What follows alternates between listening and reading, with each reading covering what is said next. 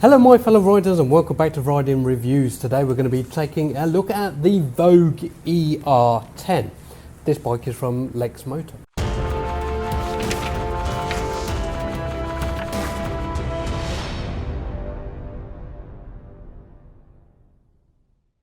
Now if you stay tuned to the end of this video, you're going to be able to see and hear everything that you need to know before you go and purchase one of these electric motorbikes. Now we're going to do this the same way we normally do. We'll do spec, design, comfort, cost of riding and pros and cons. I will be uploading a test ride video, but that will probably be next week. Spec. Now this is a fully electric motorbike. It was designed to be an electric motorbike.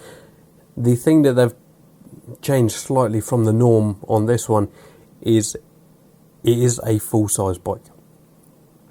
So usually with electric motorbikes or electric equivalent bikes, they're trying to make them as small and as light as possible to increase the range.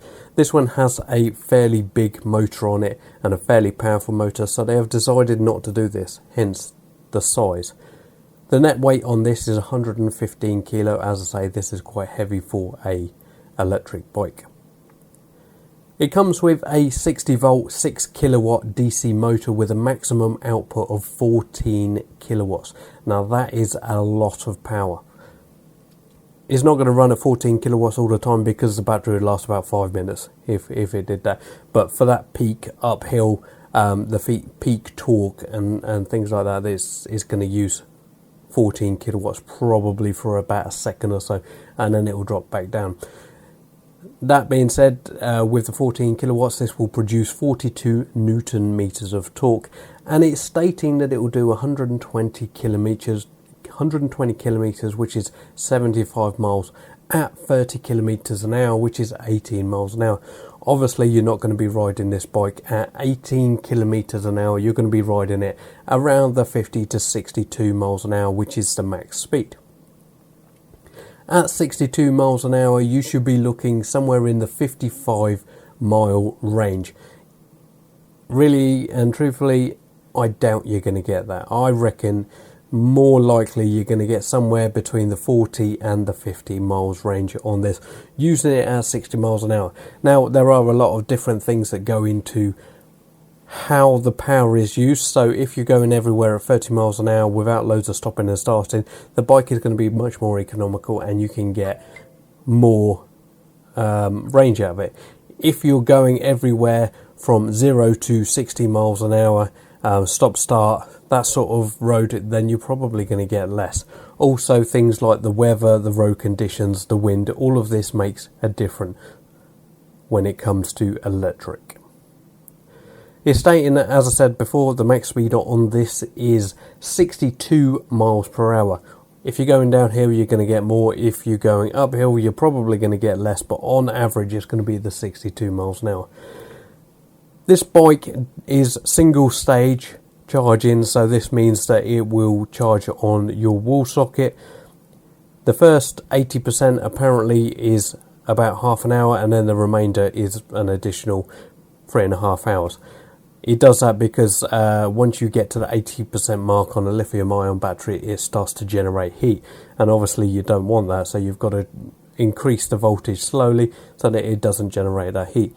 This means that if you are riding this bike to work, you can go to work 50 miles if you want, or I would suggest 40. But go 40 miles to work, charge it at work, and then go home and charge it when you get home. This bike has a 3-year guarantee, so I don't know exactly how many cycles that is, but it's going to be over 1,000 cycles from 0 to 100%. They do guarantee it at 80% for the 3 years, so yeah, it's not that bad. This has a specific use in mind, mainly commuting from one point of work and then home again. It's not really suitable for joyriding other than short journeys because it'll just run out of juice. The seat height on this is 800mm, which is quite high for an electric bike. They're usually somewhere in the 720 mark. So I am 5'9" and I can I can flat foot it fairly easily, so for me it's not too much of a problem. Now, as you can see, this is a rather large electric motorbike. Quite a lot of the electric motorbikes of nowadays are quite small, they're quite compact, and they're trying to do that to keep the weight down. But they haven't done that on this bike. They decided to make it a normal size motorcycle. So if you put an engine in this, you can't, but if you put an engine in this, it won't look out of place. This bike is designed for one person, hence why it hasn't got another set of pegs.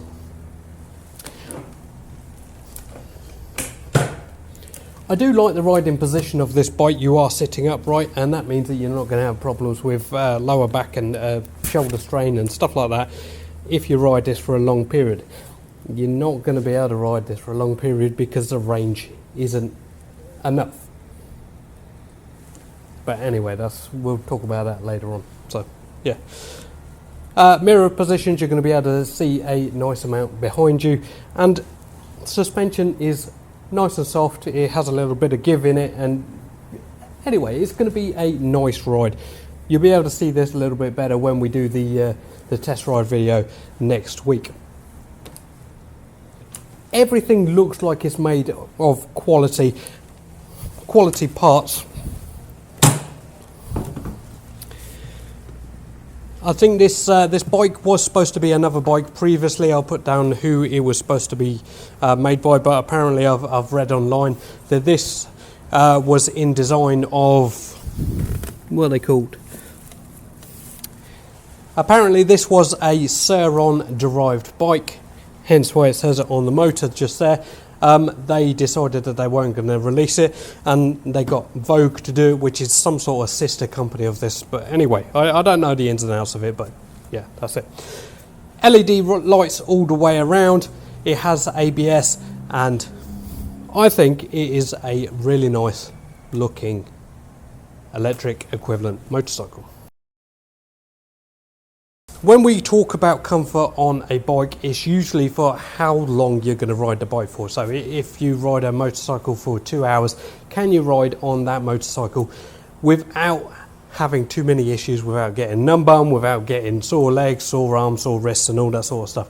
On this, you can't really do it the same way on this one, because it's not going to go for 3 hours. It's not going to go for 2 hours.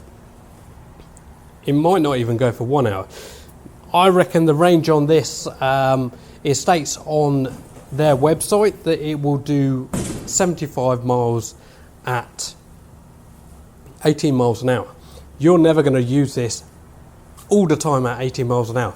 Round town, you're going to be looking at somewhere in the region of 35 to 50 miles an hour. If you're going on a 60 miles an hour, which is the max speed of this bike, you will be getting 30-ish, just because it is a really powerful bike and it can use a lot of torque, but the battery is same with all of the electric vehicles. It's not quite there.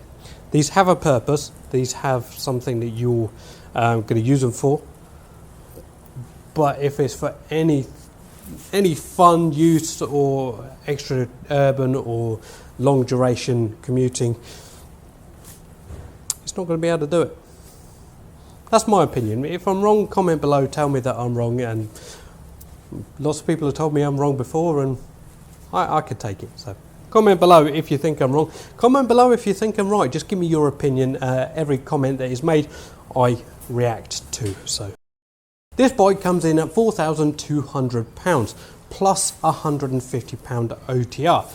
The bike is tax exempt. The bike is MOT exempt for 3 years because it is a brand new vehicle. Insurance on this in London will be a lot of money, maybe £1,500–1,600. Anywhere else in the UK, you're looking at £500 to £700 on average. Yes, you can get it for a lot more money, and you can get it for cheaper, but on average is £500 to £700. The best thing to do is have a look around and see what you can get multiple quotes from multiple different places, and just choose the best one. I personally like Bike Short. There is a link in the description if you want to go with Bike Shore, and Riding Reviews does get a little bit of kickback if you do. But if Bike Shore is not the cheapest one, go with someone else.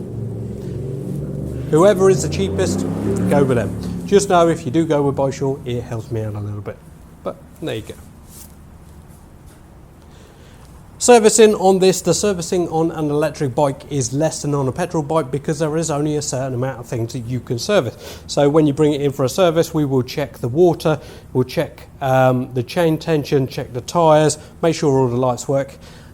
That's pretty much it. There isn't anything else on the bike to service. You can't service the batteries, you can't service the motor, so it's just those sort of things. So you're looking at more half the amount of time with less parts to service an electric vehicle.